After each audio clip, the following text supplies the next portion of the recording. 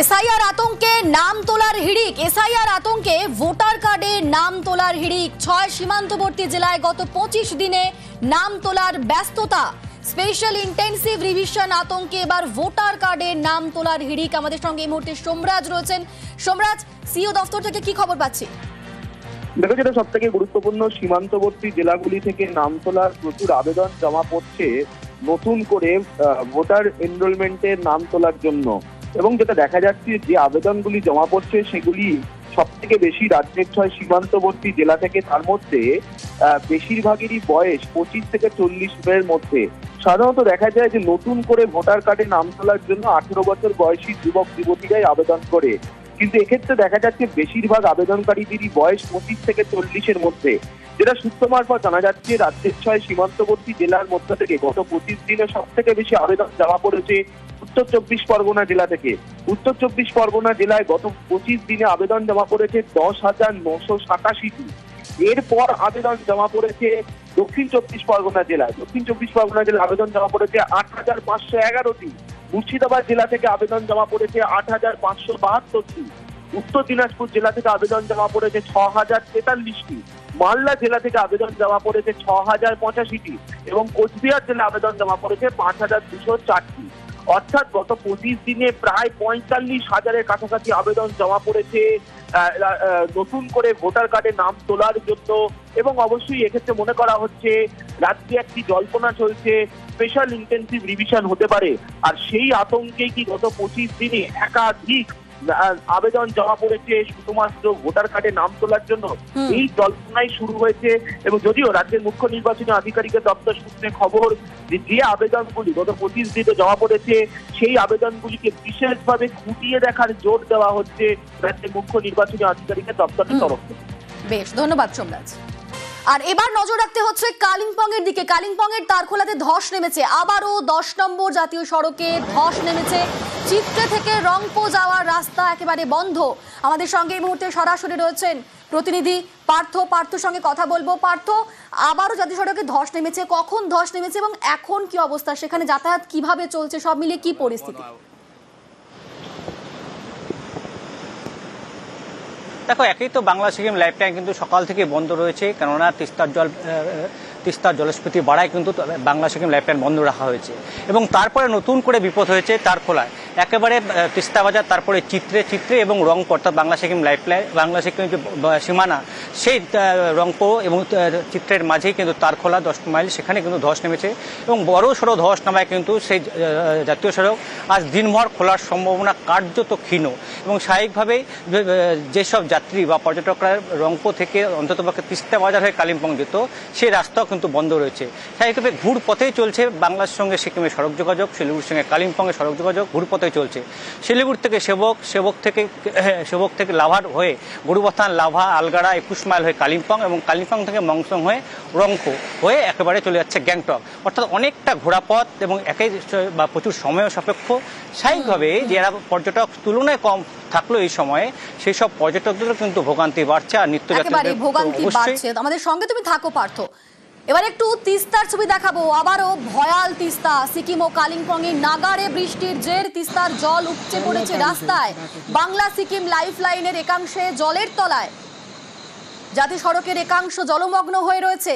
ঠিক কি অবস্থা, আমাদের সঙ্গে এই মুহূর্তে সরাসরি রয়েছেন প্রতিনিধি পার্থ। যারা তিস্তার পাড়ে বসবাস করছেন তাদের এই মুহূর্তে কি অবস্থা? তারা তো রীতিমতো আতঙ্কে থাকার কথা তাদের, কারণ তিস্তার জল যেভাবে বাড়ছে তাদের তো আতঙ্কটাই স্বাভাবিক। কি অবস্থা সব মিলিয়ে? একেবারে তাই। দেখো, আগামী 2 দিন কিন্তু এমনই ভারী বৃষ্টির পূর্বাভাস থাকছে, একদিকে নর্থ সিকিম, অন্যদিকে কালিম্পং। আর গত সন্ধ্যে থেকে কিন্তু নর্থ সিকিম অবিরাম বৃষ্টি, রাতভর বৃষ্টি হচ্ছে কালিম্পং। আর তার জেরেই কিন্তু খরস্রোতা তিস্তা আবারও ভয়াল রূপ নিয়েছে। এবং স্বাভাবিকভাবে যারা তিস্তা পাড়ের বাসিন্দা রয়েছে তাদের কিন্তু উদ্বেগে উৎকণ্ঠায় রাত কাটছে। তিস্তা বাজার, কালিম্পংয়ে যে তিস্তা বাজার, সেই তিস্তা বাজার এলাকা কিন্তু কার্যত জলের তলায়। এবং ভোর রাত থেকে কিন্তু কালিম্পং জেলা পুলিশ সেখানে কিন্তু মাইকিং করে তিস্তা পাড়ের বাসিন্দাদের নিরাপদ জায়গা সরে যাওয়ার কিন্তু পরামর্শ গেছে। একইভাবে মেল্লি বাজার থেকে শুরু করে চিত্রে যেসব তিস্তাপাড়ের বাসিন্দা রয়েছে একেবারে সেবক পর্যন্ত সর্বত্রই কিন্তু লাল সতর্কতা জারি করেছে স্থানীয় প্রশাসন, যাতে তিস্তাপাড়ের বাসিন্দারা নিরাপদে যায়। আর যে কথা তুমি জানাচ্ছিলে, জাতীয় সড়কের একাংশ অর্থাৎ তিস্তা বাজার থেকে 29 মাইল পর্যন্ত 10 নম্বর জাতীয় সড়ক বাংলা সিকিম লাইফলাইন একাধিক জায়গায় কিন্তু জলমগ্ন হয়ে পড়ে। পাশাপাশি কালিম্পং ও দার্জিলিংয়ের সংযোগকারী যে 12 নম্বর রাজ্য সড়ক, সেই রাজ্য সড়ক কিন্তু জলের তলায়। আর তাই একদিকে যেমন বাংলা সিকিম লাইফলাইন বন্ধ, অন্যদিকে শিলিগুড়ি এবং কালিম্পং এবং দার্জিলিংয়ের সংযোগকারী যে পেশোক রোড তিস্তা বাজার হয়ে সেই রাস্তাও বন্ধ।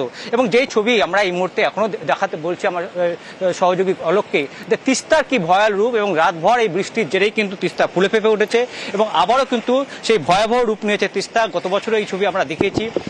গত কয়েক বছর ধরে কিন্তু টানা নর্থ সিকিম জুড়ে যখন ভারী বৃষ্টি হয় তার প্রভাব কিন্তু নেমে আসে আমাদের রাজ্যে, এবং কালিম্পংও লাগাতার বৃষ্টি হচ্ছে, দার্জিলিংও বৃষ্টি হচ্ছে, আর তিস্তা কিন্তু কার্যত ফুসছে এবং তিস্তাপাড়ের বাসিন্দারা তারাও কিন্তু উদ্বেগ উৎকণ্ঠায় রাত কাটাচ্ছে। পার্থ, বেশ ধন্যবাদ তোমায়।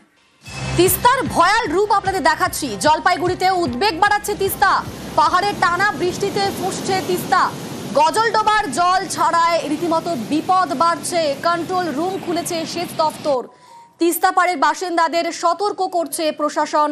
আমাদের সঙ্গে এই মুহূর্তে সরাসরি রয়েছেন প্রতিনিধি শান্তনু।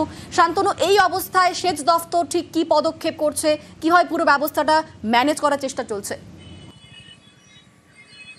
দেখো, আবহাওয়া দপ্তরের সঙ্গে একদিক থেকে যখন সেচ দপ্তরের কন্ট্রোল রুম থেকে যোগাযোগ রাখা হচ্ছে, পাশাপাশি তিস্তা ব্যারেজ কর্তৃপক্ষের সাথে কিন্তু প্রতি মুহূর্তে যোগাযোগ রাখা হচ্ছে। এই কারণেই যে পাহাড় থেকে যে জল নেমে আসছে তা দফায় দফায় তিস্তা ব্যারেজ হয়ে কিন্তু ছাড়া হচ্ছে, এবং তার ফলেই কিন্তু ফুলে ফেঁপে উঠেছে তিস্তা নদী। এবং নদীর যে ব্যারেজ থেকে শুরু করে বাংলাদেশ সীমান্ত পর্যন্ত সে যে 27 কিলোমিটার নদীপথ রয়েছে, তার মধ্যে দমনি থেকে মেখলিগঞ্জের বাংলাদেশ সীমান্ত এলাকা পর্যন্ত কিন্তু লাল সতর্কতা জারি হয়ে গেছে। বিশেষ করে অসংরক্ষিত এলাকায় যে সকল বাসিন্দারা বসবাস করেন তাদের কিন্তু সতর্ক করা হয়েছে প্রশাসনের তরফে। গতকাল রাত 11টা নাগাদ সংলগ্ন যে সকল পঞ্চায়েতগুলো রয়েছে সেই পঞ্চায়েতগুলোকে কিন্তু প্রশাসনের তরফে সতর্ক বার্তা পাঠানো হয়েছে, কারণ পাহাড়ে ভারী বৃষ্টি হচ্ছে, সমতলেও বৃষ্টি হচ্ছে, এবং সমতলের তুলনায় কয়েক গুণ বেশি বৃষ্টি হচ্ছে পাহাড়ে, সিকিম পাহাড়ে। আর সিকিম পাহাড়ে যতই বৃষ্টি বাড়ে ততই কিন্তু দেখা যায় যে সমতলে জল নেমে আসে এবং ভয়াল রূপ ধারণ করে তিস্তা নদী।